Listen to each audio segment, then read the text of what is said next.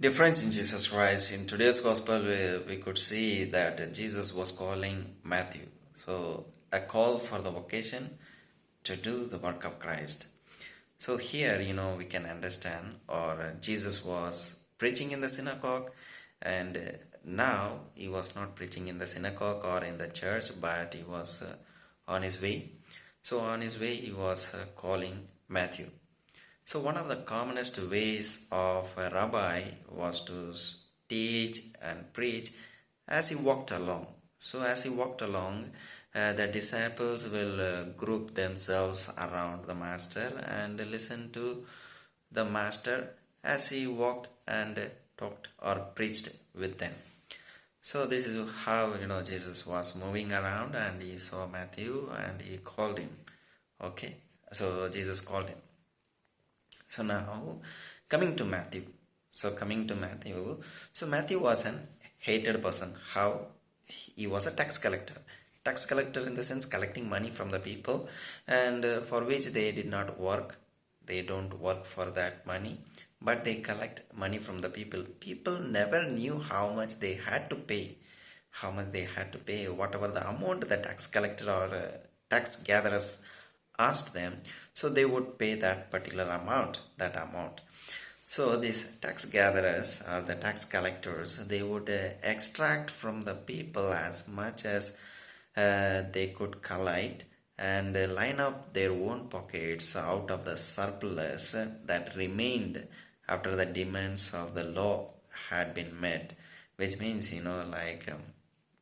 so they collect so much money from the people as a tax.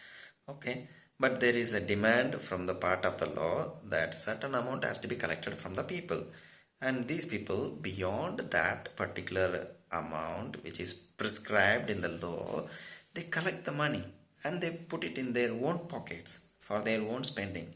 And this was the reason people hated these tax collectors and sinners. And now, looking at this tax collector, and Jesus was offering a call, a friendship, giving a mission, and which nobody will like that. Calling this tax collector as a friend, or calling them for a job, or giving them a job, hiring them for a job. So nobody would have done that, but Jesus was doing. We have to note this. The attitude of Jesus was great. And secondly, we could see that firstly, what I said, tax collector was hated by the people. And secondly, we could see that Matthew, it was not the first time that Jesus called him. Or he noticed Jesus. He heard the words of Jesus. He could have stood and heard the words of Jesus, or could have seen him as he was walking on the lakeside and preaching, teaching the people, and could have watched the people, how they admired his teaching, and could have listened to his preaching or teaching. So he could have, after listening to that preaching of Jesus, could have been inspired of it. And he could have waited for the chance when he would go and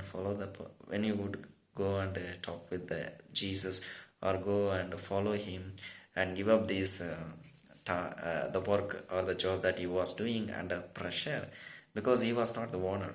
There is somebody else above him. So yeah, he had to listen to that owner. Okay, this is the third part of it.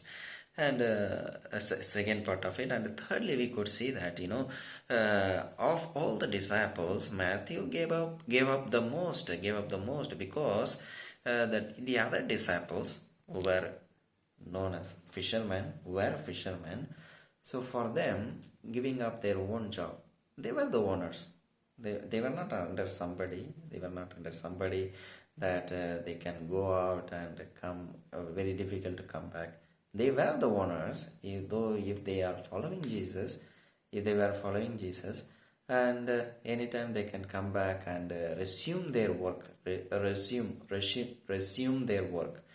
And that we can see clearly, after the death of Jesus, these people, these fishermen were going and resuming their own work, resuming their fishing work.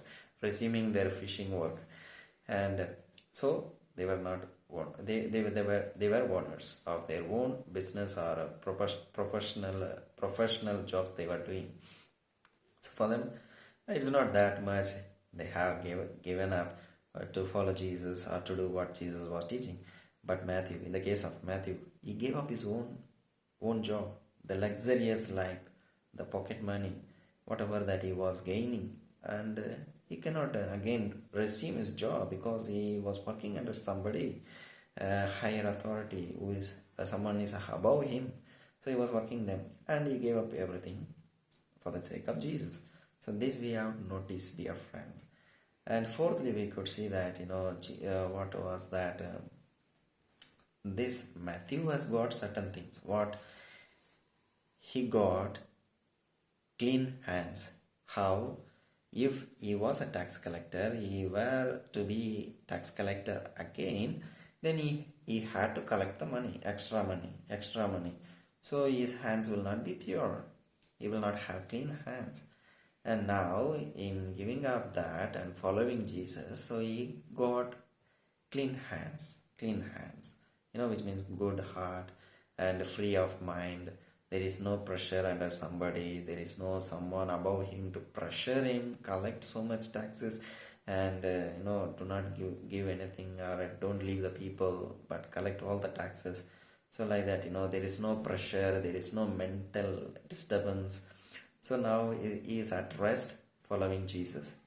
Now he got his hands clean. And secondly, we could see that he lost one job and he got the greater job, bigger than that, which can be considered as the best one. So what was he lost the job of collecting the tax from the people, and he got the new job of following Jesus, listening to him and learning something from him.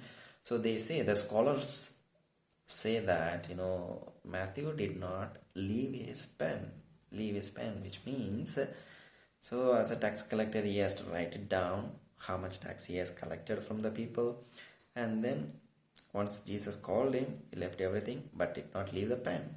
He took the pen with him. And what could be the reason for that? Maybe he was not aware, but what is that?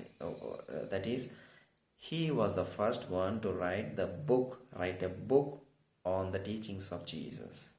So he used that pen for this. Like that, scholars they connect it.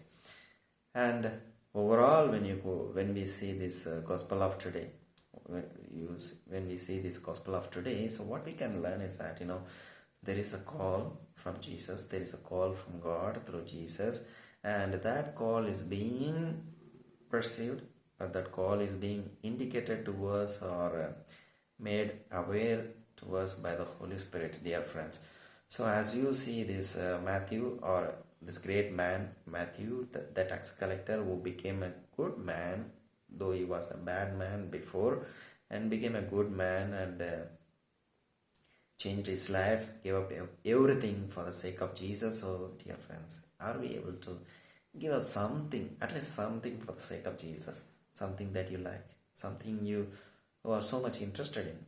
Are you able to give up that for the sake of Jesus? If you are interested in watching movies, are you able to give up that for the sake of Jesus? And that time, would you like to go and pray? Or are you able to, you are fond of loving someone or being close with someone, you have someone as a beloved, so are we able to give up that person for the sake of Jesus? Not to kill that person, but give up your own desire, own passion for the sake of Jesus. So let us reflect that in our day-to-day life. Thank you.